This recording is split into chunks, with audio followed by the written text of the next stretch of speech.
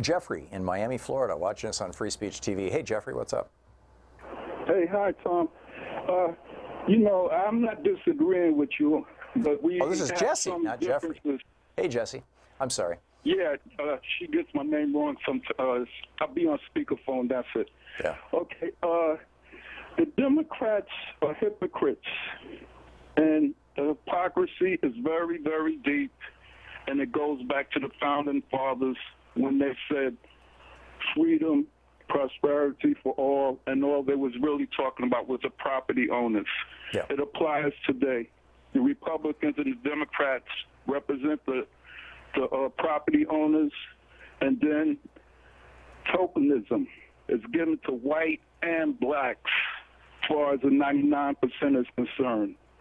And basically, if the Democrats really want to be taken for real and just be Democrats, represent the people, not what the founding fathers represent, people of property, and then throw some peanuts to the have-nots, and then just as quick as they throw it to them, just as quick as they could take it away.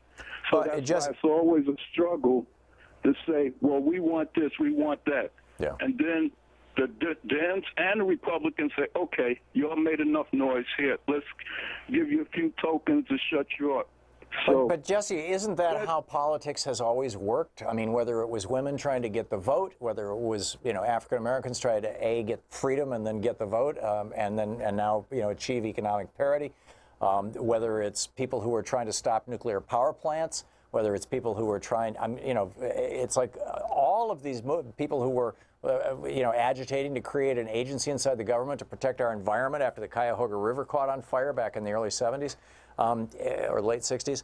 It seems, and you know, I lived through the anti-Vietnam War movement, and it seems like at every step of the way, power never cedes power or wealth unless demands are placed on it. And so, of course, you know, a noisy minority has to be noisy, and when they get something, you know, sometimes it's a token in as much as it is really nothing that they're getting. It's just to be perceived as something. But sometimes they actually get something, you know. And can I say this? Yeah, go for it.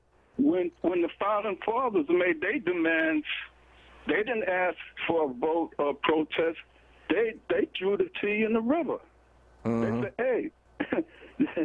If we're going to get your attention, it seems like this is what it takes. Yeah, it was $1 million act of vandalism in 1773. 240 years ago, it still could work today.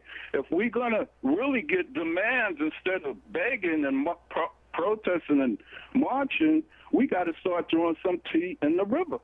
So convert that to reality, Jesse. We've got 16 seconds. What do you mean? We go to the Federal Reserve and start throwing some of that money into the river and start printing some money we could use.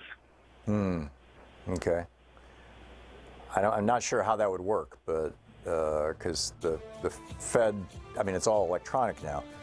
But I get your point that you know, and that's a really good question. And Jesse, thank you so much for the call. Is, you know, what is it that we should be doing if we're going to have a new Tea Party? What is it that we should be doing? You know, what is it that, you know, across the spectrum of, shall we call it, interest groups in America, what should all of us be doing?